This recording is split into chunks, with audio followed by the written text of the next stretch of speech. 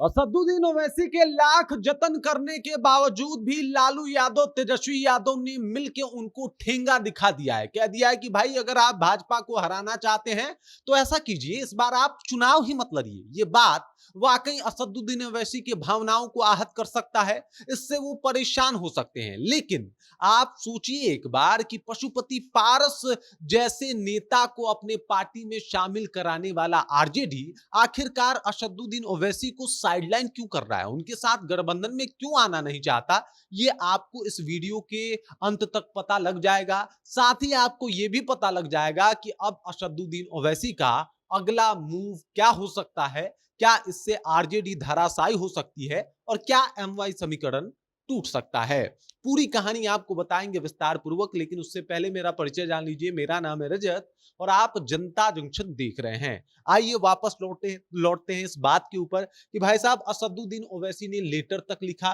Letter के बाद उन्होंने मेन स्ट्रीम मीडिया में तक बोल दिया कि भाई साहब वो आरजेडी के साथ गठबंधन चाहते हैं। लेकिन आरजेडी ने तो पहले इसके ऊपर कुछ बोला भी नहीं, लेकिन जब बोला तो कुछ ऐसा बोला जो असदुद्दीन ओवैसी को पसंद नहीं आने वाला। दरअसल लालू यादव और तेजस्वी यादव ने मिलकर इनको ठेंगा दिखा दिया है। आपको बता दूं कि इनके एक सांसद हैं मनोज झा, इन्होंने कहा है कि भाई साहब ये नहीं हो सकता, ये पॉसिबल ही नहीं है कि हम आपके साथ गठबंधन करें। आपको अगर वाकई भाजपा को हराना है तो आप जो है इस बार चुनाव मत लड़िए। दरअसल अख्तरुल ईमान जो कि एक स्तंभ है बिहार में असदुद्दीन ओवैसी के, उन्होंने कहा था कि भाजपा को आप ऐसे अकेले नहीं हरा सकते, आपको हमारे साथ जुड़ना पड़ेगा, तभी ये काम आसानी से हो पाएगा। तो इसके ऊपर मनोज झा का कहना है कि भाई अगर ऐसा बात है तो एक काम कीजिए, आप चुनाव नहीं लड़िए, और अगर आप चुनाव नहीं लड़िएगा तो भाजपा ऐसे ही चुनाव हार जाएगी। अब सोचिए जरा इस बात के ऊपर कि तमाम जतन, तमाम कोशिश करने के बाद भी, लेटर लिखने के बाद भी, सामने से प्रपोजल भेजने के बाद भी हर बार ठुकरा दिया गया आरजेडी की तरफ से। ऐसा क्यों हुआ? वापस से इनको कहा गया कि आप चुनाव मत लड़िए, अगर भाजपा को वाकई आप चुनाव हरवाना चाहते हैं तो ये क्यों कहा गया, इसको मैं अब आपको समझा देता हूं। दरअसल आरजेडी कतई नहीं चाहती कि मुसलमान वोटरों का बंटवारा हो, मुसलमान वोटर जो है असदुद्दीन ओवैसी की तरफ शिफ्ट हो।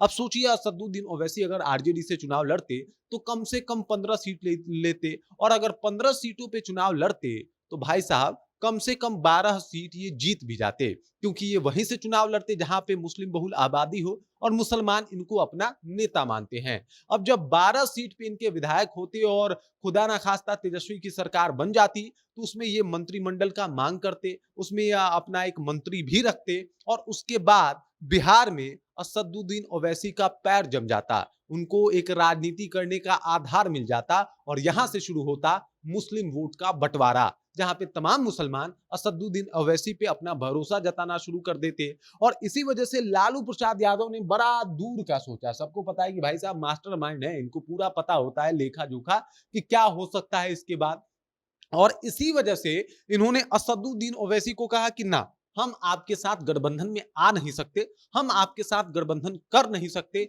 अगर आपको वाकई भाजपा को हराना है तो आप जो है चुनाव ही मत लड़िए। अब देखिए इस कंडीशन में कहीं ना कहीं ये मतलब आरजेडी की बल्ले बल्ले है। अगर असदुद्दीन ओवैसी चुनाव नहीं लड़ रहे तो मुस्लिम वोट कटने का नाम नहीं लेगा, और मुस्लिम वोट नहीं कटेगा तो इसका डायरेक्ट फायदा आरजेडी को होगा, तेजस्वी यादव को होगा, और वो यही चाहते हैं। दूसरे कंडीशन को समझ लेते हैं। आपको बता दूं कि असदुद्दीन ओवैसी हर एक सीट पे चुनाव लड़ेंगे नहीं, और जब हर एक सीट पे चुनाव नहीं लड़ेंगे तो इस वक्त मुसलमानों को एक ऐसा लीडर चाहिए जो मतलब उनकी आवाज बन सके बिहार में सर्वोच्च जगह पे जाके। जबकि अगर मान लीजिए कि ये 10-12 सीट से या सीमांचल के क्षेत्र से चुनाव लड़ते हैं तो ऐसा थोड़े हो जाएगा कि इनका कोई मुख्यमंत्री हो जाएगा, नहीं बनेगा। और इसी वजह से जब इनका मुख्यमंत्री नहीं बनेगा तो जो बाकी के जो मुस्लिम लोग हैं वो ये सोचेंगे कि हम वोट दे भी दें और विधायक बन भी जाए तो इससे मेरा फायदा क्या हो सकता है, क्या हमारी आवाज दूर तक पहुंच सकती है, क्या हमारे विकास के बारे में कोई योजनाएं ये लोग ला सकते हैं। तो जवाब है ना, मतलब कोई योजना नहीं ला सकते, क्योंकि मान लीजिए आप 10 विधायक 12 विधायक से कोई योजना तो नहीं ला सकते बिहार में, और जब योजना नहीं ला सकते तो ऐसे में आपकी जरूरत नहीं है, और ना चाहते हुए भी मुसलमानों को उस वक्त आरजेडी का दामन थामना पड़ेगा। और यही सोच के लालू यादव ने इनसे गठबंधन करने से इनकार कर दिया। इनको लगा कि मुसलमान इनके साथ ही रहेंगे और वो इस वजह से रहेंगे क्योंकि जो असदुद्दीन ओवैसी हैं वो अभी कोई ऑप्शन के तौर पे नहीं है जो मुसलमानों का बड़े स्तर पे आवाज बन सके। और इसी वजह से सिर्फ और सिर्फ ये 18% लगभग जो 19% वोट है इस पे सिर्फ अपना कब्जा चाहते हैं और वो नहीं चाहते कि असदुद्दीन ओवैसी अगर आए तो उनका MY समीकरण टूट जाए, क्योंकि उसके बाद मुसलमान उनको अपना लीडर पूर्णतः एक्सेप्ट कर जाएंगे और फिर वो जहां रहेंगे मुसलमान वहां जाएंगे और ऐसे में बिहार में एक अलग माहौल शुरू हो जाएगा। और इसी को मद्देनजर रखते हुए मनोज झा को जो बयान आया, मनोज झा का जो बयान आया वो असदुद्दीन ओवैसी के ऊपर भारी पड़ता हुआ दिखाई दे रहा है और कहीं ना कहीं इनको चुभेगा भी कि भाई हमने सामने से प्रपोजल भेजा, सामने से कोशिश की, सामने से रिक्वेस्ट किया, लेकिन उसके बाद भी लालू यादव ने, तेजस्वी यादव ने, RJD ने इनको ठेंगा दिखाया। इनको कहा कि भाई हम आपके साथ गठबंधन नहीं करेंगे। अब देखना ये होगा कि आखिरकार किस तरीके से अपनी वापसी करवा पाते हैं असदुद्दीन ओवैसी। 2020 की अगर बात की जाए तो 5 सीटें तो जीत गए थे, लेकिन 2025 का चुनाव अब इस आधार पे होगा तो भाई कितने सीटों को ये जो है वो दिलवा सकते हैं, किस तरीके से ये चुनाव लड़ेंगे, ये तमाम समस्याएं जो है वो इनके सामने है। एक और रीजन है, सोचिए कि जो इनके 4 विधायक उसी सीमांचल क्षेत्र से टूटे थे वो इस बार भी चुनाव लड़ने वाले हैं और इस बार भी उसी सीट से चुनाव लड़ने वाले हैं। ऐसे में ये बिल्कुल नहीं चाहते लालू यादव कि उनका टिकट काटा जाए, क्योंकि असदुद्दीन ओवैसी फिर से उन्हीं सीटों पे दावा करेंगे और ऐसे में उन 4 विधायकों का सीट लालू यादव काटना भी नहीं चाहते। ऐसे भी कंडीशन में जो है वो असदुद्दीन ओवैसी के साथ गठबंधन नहीं चाहते।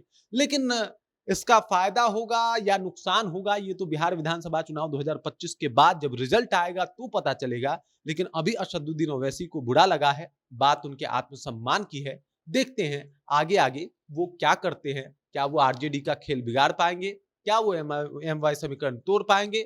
आपको क्या लगता है कमेंट करके अपना विचार हम तक पहुंचा दीजिए। बाकी आप देख रहे हैं जनता जंक्शन और मेरा नाम रजत है।